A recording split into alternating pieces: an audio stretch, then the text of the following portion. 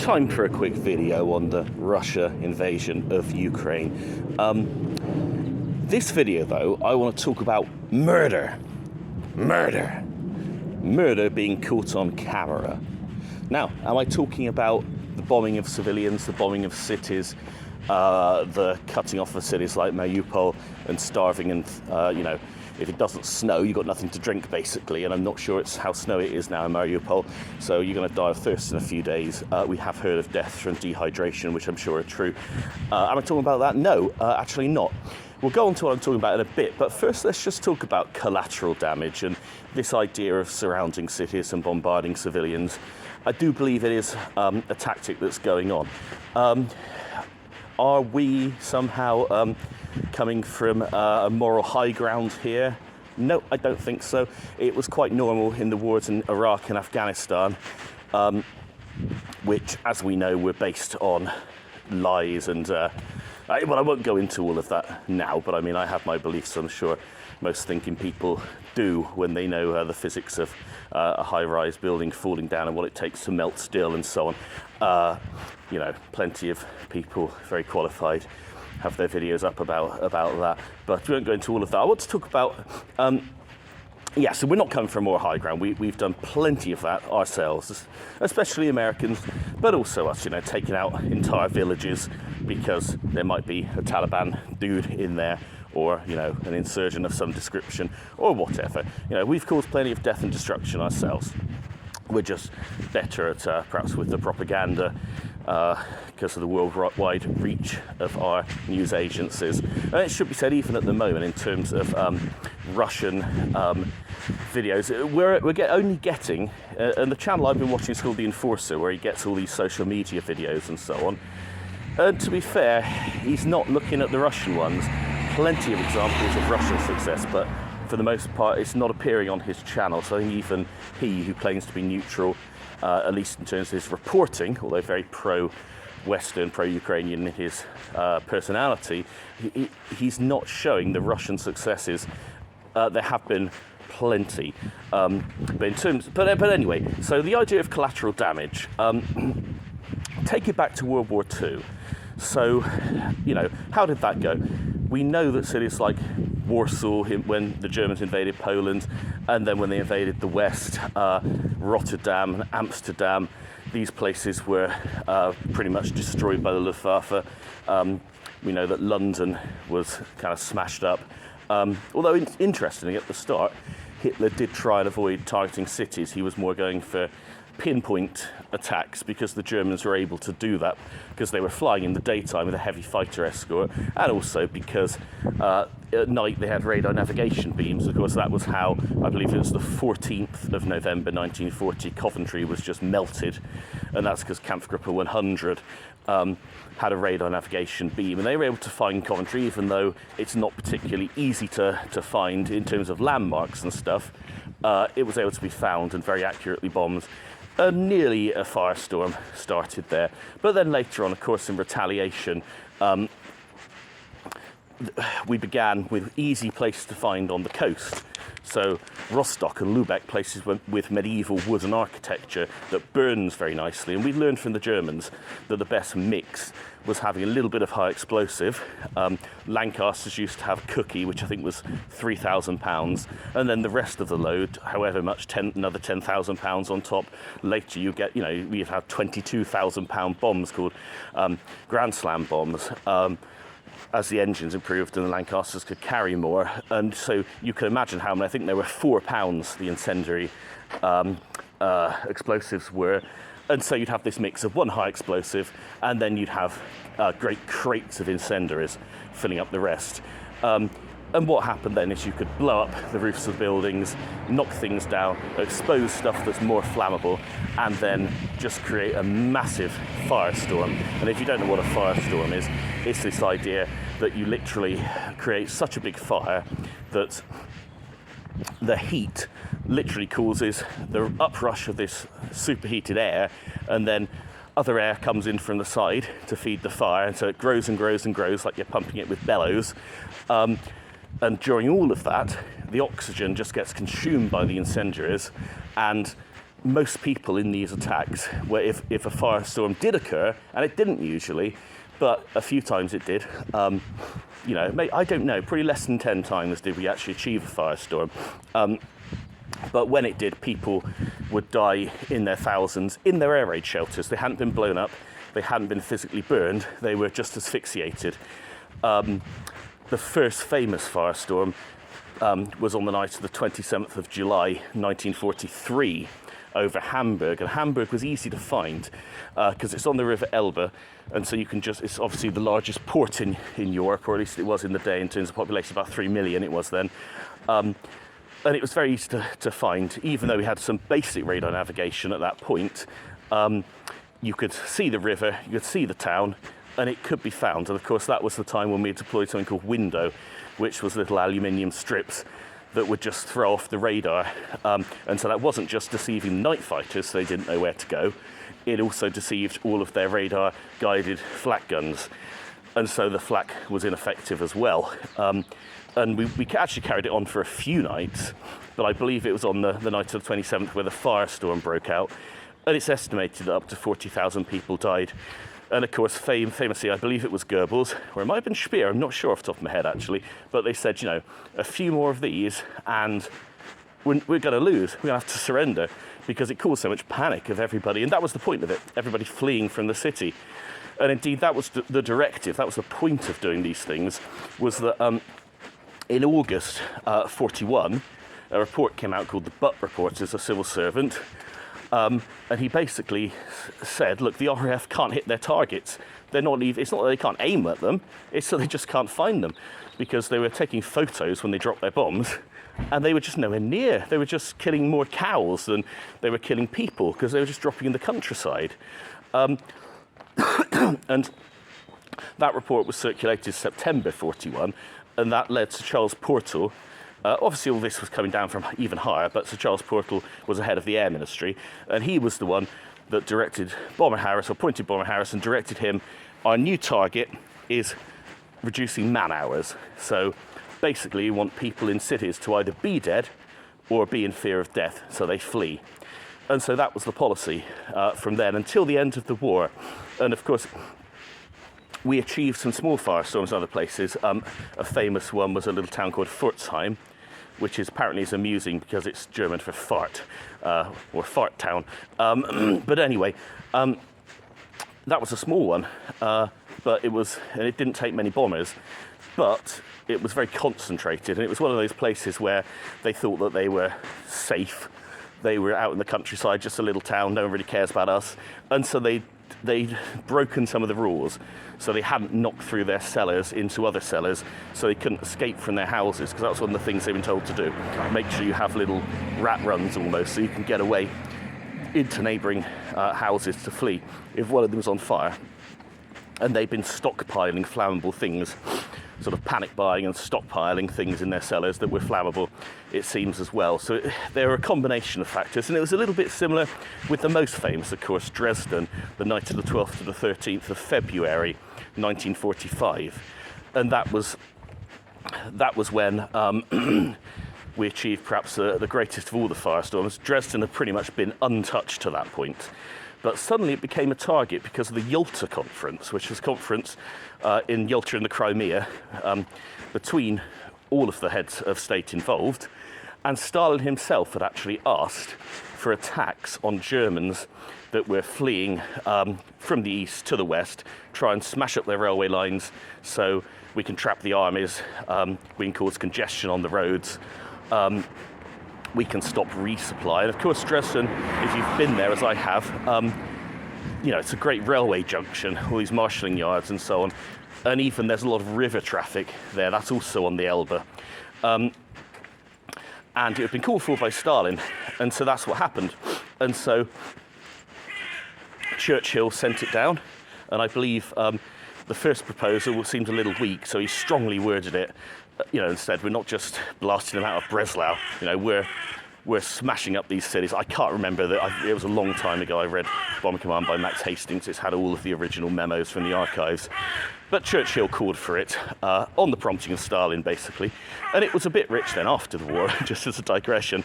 Because of my in-laws all being East German, they have lots of these old East German books. And I was reading one about Dresden, and it was talking about the disgraceful destruction of this beautiful cultural city by the Allies, you know, just an example of their savageness and their brutality. Of course, missing out the fact it was Stalin that asked for the raid. But they got a lot of propaganda capital out of it, as everybody has done since, as have all the Holocaust deniers too, by saying, well, this was the British Holocaust. And they ramped up the death toll because the official figure was around 25,000 people killed, which is bad enough, but they stuck a 0 on it. And David Irving knew that this was a false reference, and it had been manipulated. And yet, in his famous book, The Destruction of Dresden, which was his massive breakout bestseller, he used this figure. I believe at the time he sort of whittled it down a little bit. He didn't want to hit them with a massive figure. Every time he did a new version, sort of a reissue of the book, an update, the figure seemed to grow of the death toll. So I don't know quite how far he got, but in reality, the best figure to somewhere between 22 and 25,000 killed on that night of 12th to the 13th of Feb 45. And it was pretty horrendous that night. I mean, you hear all these reports of, as I say, people just being asphyxiated down in bomb shelters. The fountain in the middle of the city centre, people jumped into that thinking it's water. We're safe here from the fires. Fire can't burn on water. It evaporated the fountain, so they all still died. They found all their bodies in the fountain the next day. So it was pretty horrendous. So we're not to be sort of exonerated or to take the moral high ground in any of this. But cutting to the chase of, so, you know, were those pilots murderers? Were they manslaughterers? What were they? Well, when you listen to the veterans, to be honest, they had to put it out of their minds. Their thought was, some of them had a bit of a spiteful thought, they've done this to us. They may even know of people that have been killed, have had friends killed. They've done it to us, we're doing it back. But a lot of them just thought, it's a target. We go over there, we do our mission, hopefully we come back, because it's very, very dangerous. You know, 10, 15%, even 20% attrition on some raids.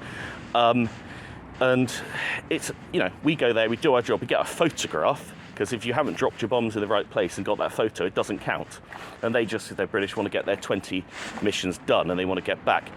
They want to finish their tour. And so did they have sort of a murderous mindset? I mean, to be guilty of murder, you have to fulfill 2 criteria. It's mens rea, guilty mind, actus rea, guilty action. So have you done it? Yeah. Why did you do it? Did you mean to do it? If you didn't, well, maybe it's manslaughter. Maybe it's not even that. Maybe it was self-defense and these kinds of things. So I don't think you can call these people murderers. I don't think any of them were thinking, I really hope there's a baby down there when I drop this bomb. I don't think they were thinking that at all. They were just doing a job that had come down to them. And I think a lot of them felt very sorry for what they were doing, but they just felt it was their duty to do it. And I think a lot of them said, if we actually thought about what it was like to be on the ground, well, we couldn't have done our job, so we just didn't think about it. And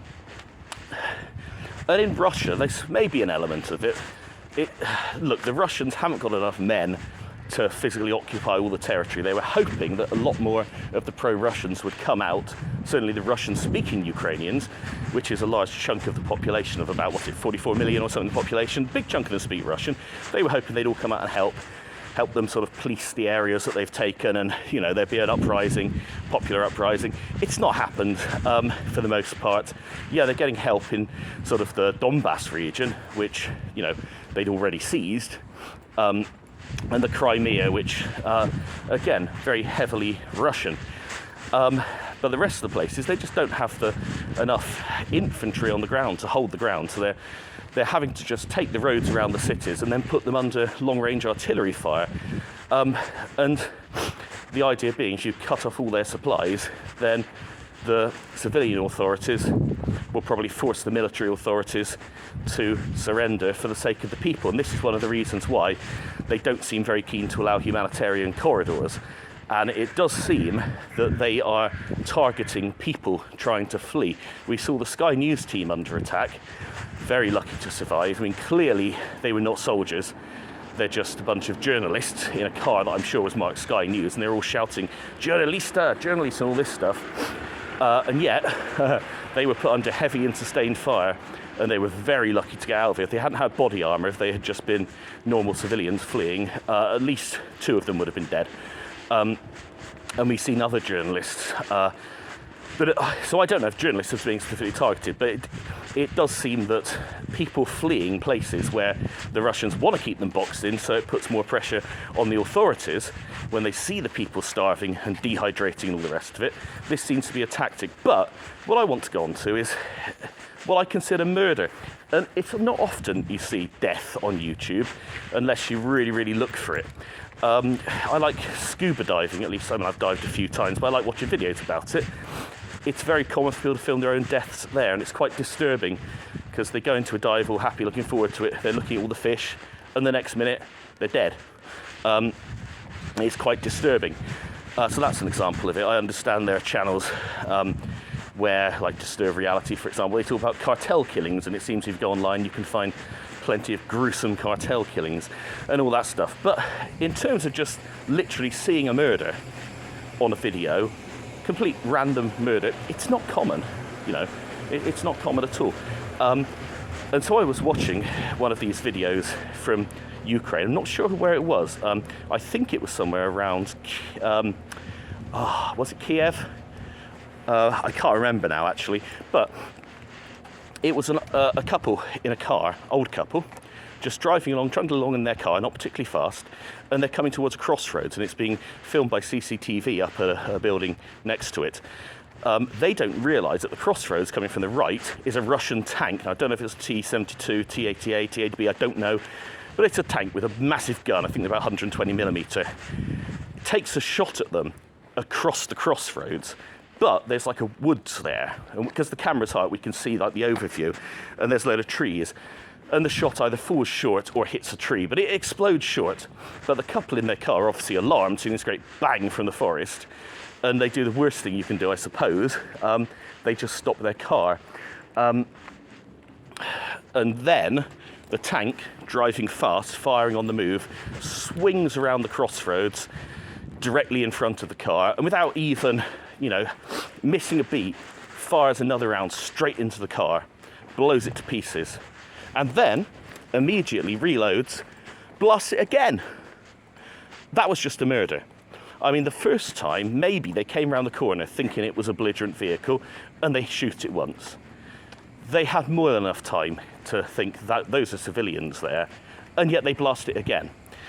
It was just an out-and-out murder of, it was actually an elderly couple. Afterwards, someone went over, as we get in this video, we not only have the, we can tap by the wasp here, sorry. Not only do we have the video of the CCTV, we also have cammed video where someone went over to have a look at it after, and they just looked like pieces of charcoal that you might put on your barbecue. It was gross, and it was just an elderly couple trying to flee from the city, and they had the misfortune to go into a tank commander that was a murderer. So that was one example of murder, and it was shocking and disgraceful.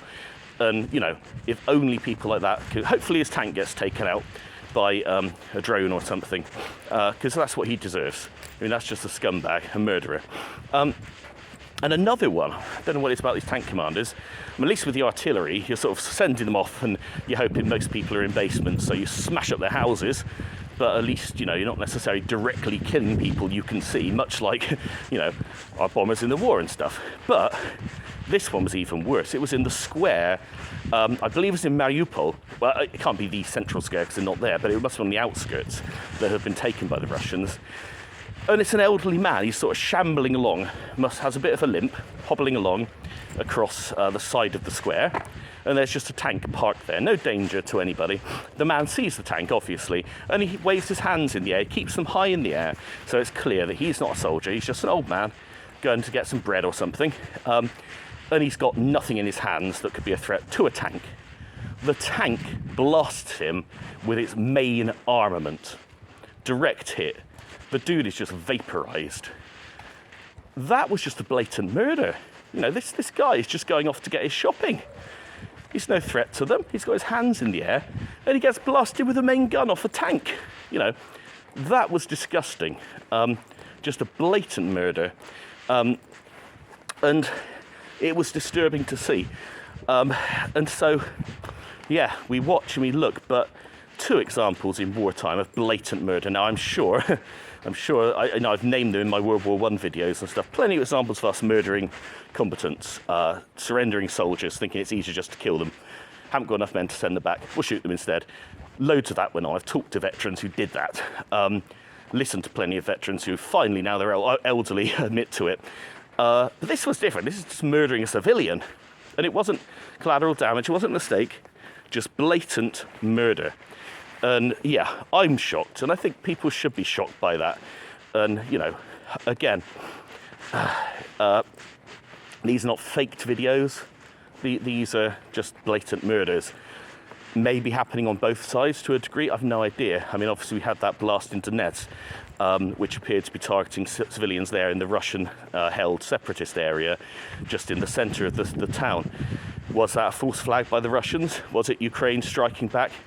We don't know. I mean, we know that Ukrainians have done a certain amount of striking back into Russian-held regions at least twice now.